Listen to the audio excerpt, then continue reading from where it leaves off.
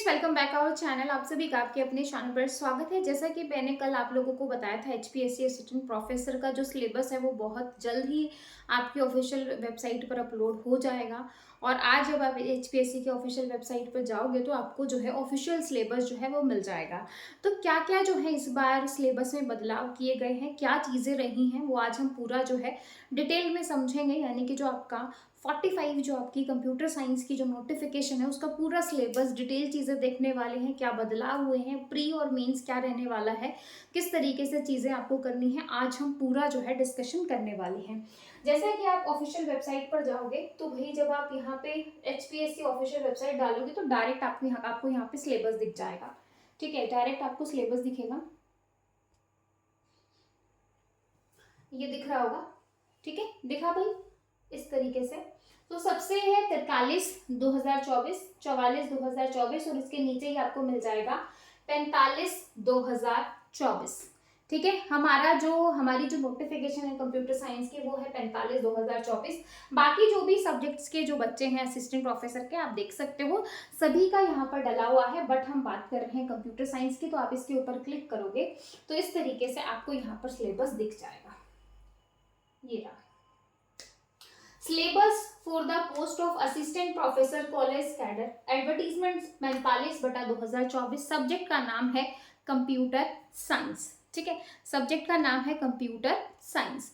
तो भाई अब जो है एक चीज मैं बताऊं, यहाँ पे अगर किसी बच्चे ने यूजीसी नेट का सिलेबस देखा है तो एज इट इज उन्होंने कॉपी पेस्ट किया है, कुछ भी उन्होंने यहाँ पे चीजें में वो नहीं किया है। ठीक है, तो अब हम इसको यहाँ पे स्क्रॉल करेंगे तो हाँ जी, तो यहाँ पे सबसे पहले यूनिट 1, टोटल 10 यूनिट हैं जो आपकी यूजीसी नेट में रहती हैं, वैसे ही 10 यूनिट यहाँ पर हैं। और सबसे पहले आप देख सकते हो डिस्क्रीट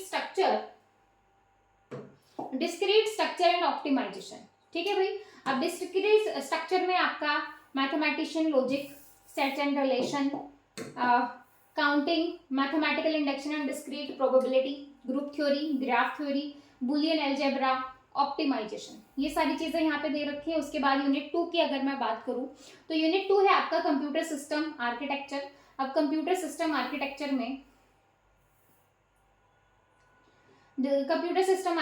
में आपका डिजिटल है और आपका जो है कंप्यूटर आर्किटेक्चर है। तो इसमें आपका पूरा डिजिटल सर्किट आ गया, component, flip flop, gate, register, counter, sequential circuit, ये सारी चीजें आ गई। फिर डेटा रिप्रेजेंटेशन है, data types, number system, conversion, complement, fix point representation, floating point, error detection, ये सारी चीजें आ गई। फिर register, transfer and micro operation. अब मैं आपको यहाँ पे एक चीज बता दूं कि भाई इतना आसानी रहने वाला नहीं है। मतलब जो यूजीसी नेट का जो चीजें हैं, मतलब आपको पूरे जो है पीवाईक्यू लगाने ही पड़ेंगे अगर आपको जो है, क्योंकि प्री भी निकालना है, उसके बाद आपको मेंस निकालना है। तो मेंस तो सब्जेक्टिव रहेगा, प्री आपका ऑब्जेक्टिव रहेगा, यानी कि पूरा प्री और मेन सिलेबस सेम है।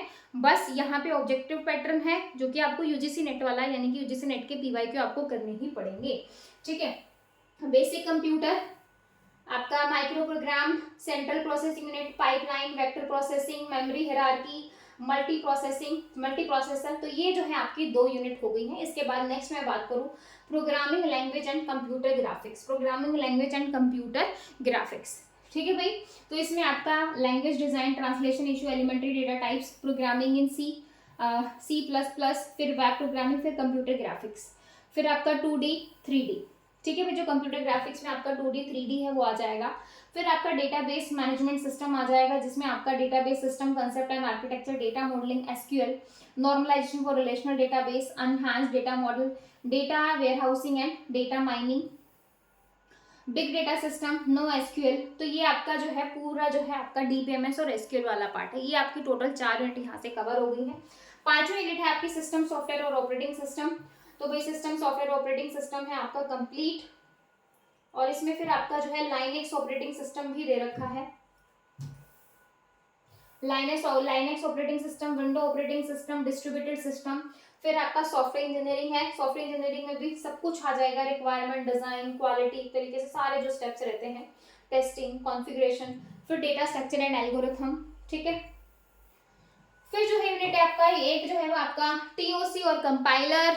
ठीक है, तो एक तरीके से अच्छा खासा इन्होंने सेम एज इट इज चीजें की हैं, कुछ भी ऐसा चेंज नहीं है। फिर data communication and computer network, and last हो जाएगा आपका एआई, आर्टिफिशियल इंटेलिजेंट और फजी वाला।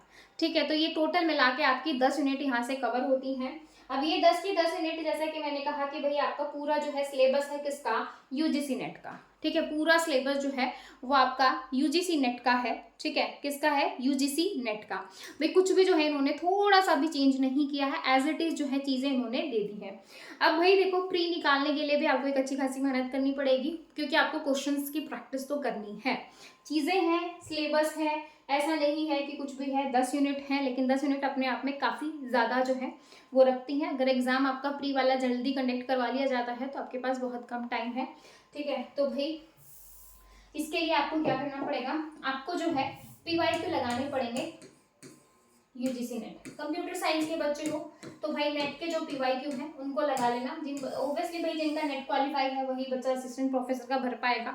तो ऐसा तो है नहीं कि भाई आपने ये सिलेबस नहीं पढ़ा होगा, डेफिनेटली पढ़ा होगा, बस उसको गो थ्रू करने की जरूरत है और अपने पीवाईक्यू लगाने की जरूरत है। ठीक है, क्योंकि भाई 25% तो लेना ही है, बाकी 1/4 में भी स्कोर करना है, प्लस यहाँ पे नेगेटिव मार्किंग भी है।